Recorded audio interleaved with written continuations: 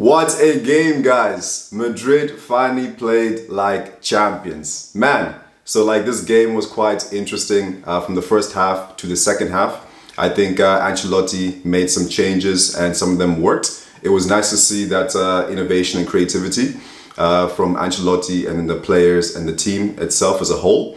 And too bad it only took us going after the Champions League, to finally start playing like a team, with the system, with the game plan, being able to adapt and change. This is something we got used to with Madrid over the years. They always found a way to win because they were adapting to the team, right? They did exactly what they needed to do to win the game. When we had Benzema, Kroos, Modric at his top of his game. So it is good to see this crop of players find a way to win because that game was quite tough.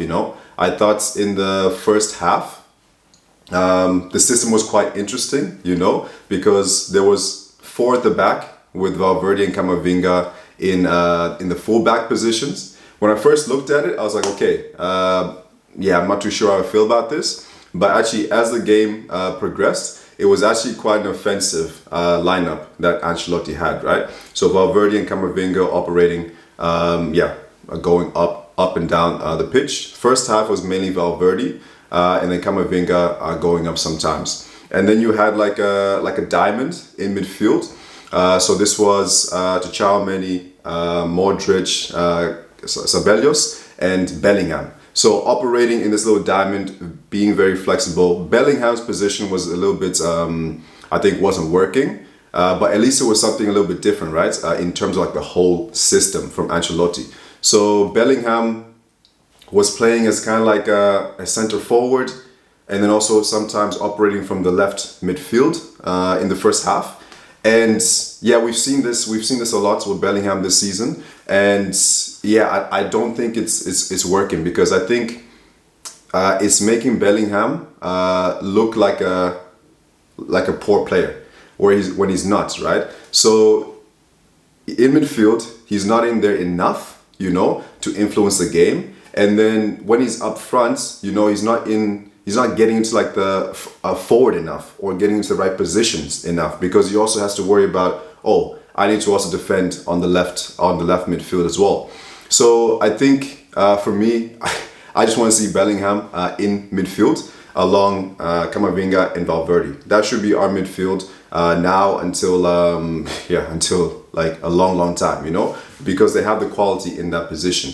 Then you had Vini and then Rodrigo. So the wings was quite interesting. It was good in the sense of like with Valverde and Camavinga, going up forward, they would actually come inside the channels, right? And then now you have Rodrigo and Valverde hugging the touchlines.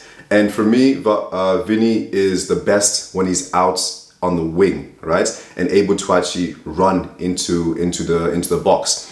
And what I actually noticed about this game is that with Vini, he needs a focal point. So Bellingham in the first half was not that focal point, right? So this really showed because when Vini does all this stuff, he's looking for an option in the box, but there's no option, So this is what's the partnership that Vini and Benzema had in the past. They were on par with each other, right? And they knew exactly where they're going to be. Right now with Vini and Mbappe, that relationship is not there. And when Mbappe is not playing, there's no striker up there, right? So today, Bellingham, I don't really know what position he was playing, So it was interesting in the fact that like it gave Madrid control of the ball, which we've seen plenty of times like this season, Madrid having possession but not necessarily doing anything with it. And if you look at the stats, the first half I think they had one shot on target, 3 shots overall, and even the fact that they didn't create a lot of chances, I still liked the way they were playing, the fluidity of that wing position and also the fluidity of that diamond in midfield, right? All it really needed was maybe for Bellingham to just kind of stay up front a little bit more, and pretty much just plays a striker, So yeah, it was a good start to the game, and then now the second half comes in, and this is where things changed a little bit. So once again, this is like the tactics me as a fan I'm looking for to see, right? So like he took Ancelotti swapped Bellingham and Rodrigo. So Bellingham was kind of operating on the right midfield, and then you now had Rodrigo centrally, but kind of a little bit more close to Vini, and they were kind of attacking together. So I actually quite liked that for the first 15 minutes before Endrick came on. And it really worked because those first 15 minutes of the second half, man, we created chances. We were more fluid, you know? And this is what I want to see from Madrid. You know, this is what every Madrid fan wants to see. Wants to see these players playing amazing and showing their quality. Playing in a system that works for them and their talents, right? So I think as good as we started in the first 15 minutes, Ancelotti taking off Ceballos and then bringing on Endrick was even better, you know, because now we had a striker up front, you know, and it gave us a focal point. Vini was playing even better now when Endrick came on, because in the first half, Vini was trying the whole game. Vini was trying his things, right? And it just happens that this season, you know, Vini always tries, and it just happens that this season, the things he's trying, it's just not really working, you know. But in the second half, things were starting to come off a little bit. He was making better decisions, you know, and he now had a different option in Endrick, you know, trying to find him, trying to find Rodrigo as well, who had now moved on to the right wing. So yeah, when Endrick came on, the system changed again. So now you had Rodrigo going back to the right, and then Endrick, the focal point, the striker, and then now you had Bellingham in midfield. You know, he was still making his runs up front, you know, and he does make a lot of runs in fairness, and players are just not finding him, right? Which I'm seeing a lot, you know, players are making runs, but yeah, people on the ball are not putting those through balls in, right? So this game, yeah, Bellingham was making runs, Endrick was making runs, you know, which was now, yeah, in the second half, making it more of like more challenging for athletic club, right? Because now Madrid can now do different things. They can pass short passes, long passes, over the defense, through balls, all this kind of stuff, right? So you need to, Madrid needed to stop being so predictable, right? And that's what they kind of were in the first half. And now these changes they made in the second half, it made them a little bit less predictable, right? When Endrick came on, he got a nice pass from Luka Modric, who had a good game. And yeah, his touch wasn't of quality, even though he has it. And yeah, unfortunately, he couldn't get the shot on target, right? But I really like that 4-3-3 and Bellingham in midfield, you know, helping us with the build-up play, you know, still making his runs up forward. And this is where we need Bellingham. We need, like I said, we need in midfield, we need Bellingham, we need Camavinga, and we need Valverde. That is our midfield right now, and that should be our midfield going forward, you know. And this season, they haven't actually played that often together, you know, which is a shame because there's quality there, but we also have our issues in the back.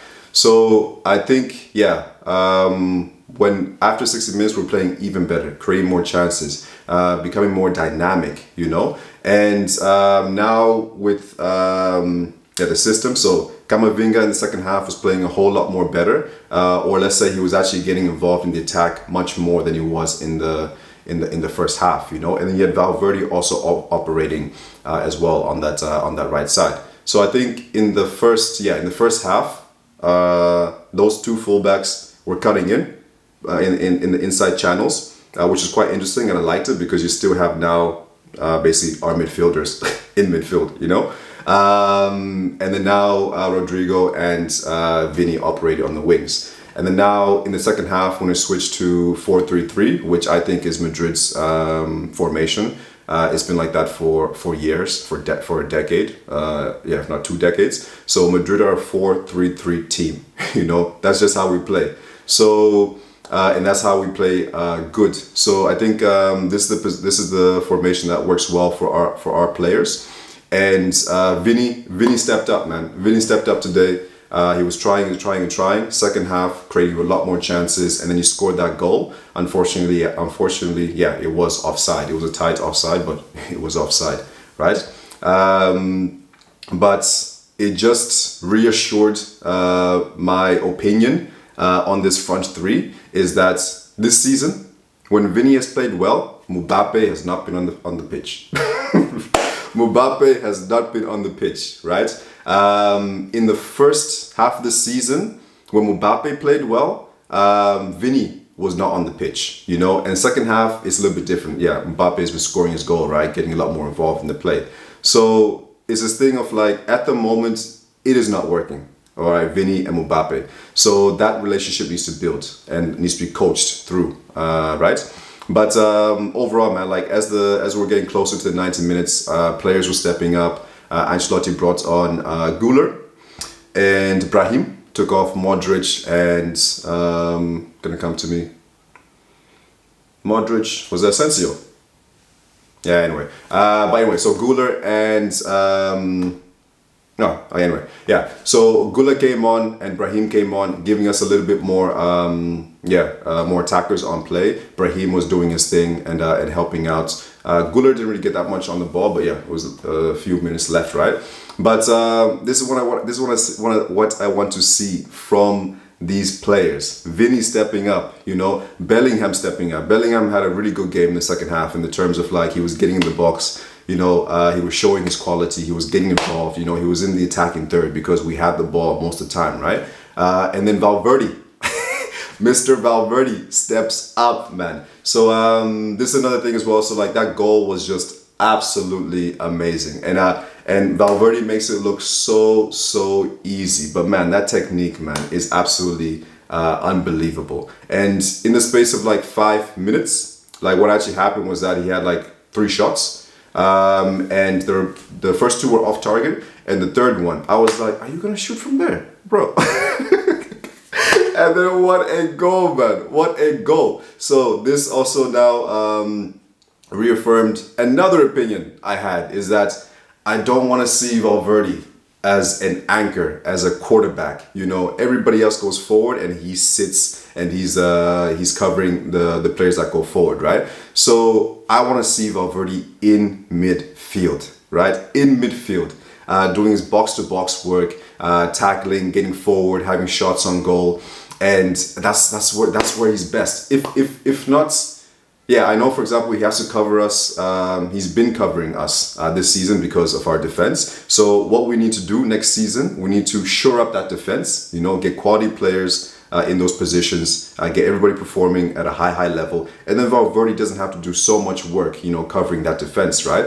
And then we can finally have Valverde in midfield, because we are missing, without Valverde in midfield, we are missing a lot of quality and a lot of his ability to break through lines, right? And overall, I think that's something that's been lacking this season, you know, from players who really are capable of breaking those lines, you know. Our midfield is capable of doing that. So even, for example, like there was a period when Valverde was playing right midfield, you know, which I liked him there. I remember like it was up front, depending on the game, you would have Benzema, Vini, and then Valverde on the right wing. He was absolutely amazing in that position, you know. So I want to see him more up front, and I want to see Bellingham in midfield, and I want to see them and Camavinga build that partnership in midfield. The thing is that before Bellingham came, Valverde was pretty much doing the Bellingham role in the sense of like being in midfield and then going forward, right? So when, yeah, and he scored like 10 plus goals the season before Bellingham came. So he was a lot more of a threat, and he was given that responsibility. And I still think we need to give Valverde that responsibility, because he steps up. You tell Valverde to do something and he'll do it with quality, right? So now the thing is that I think Bellingham and Vini and Valverde, Bellingham and Valverde are similar-ish players, right? In terms of like box to box, you know, they have the ability to go forward with quality. They have the ability to go back with quality, right? So can they play together in midfield?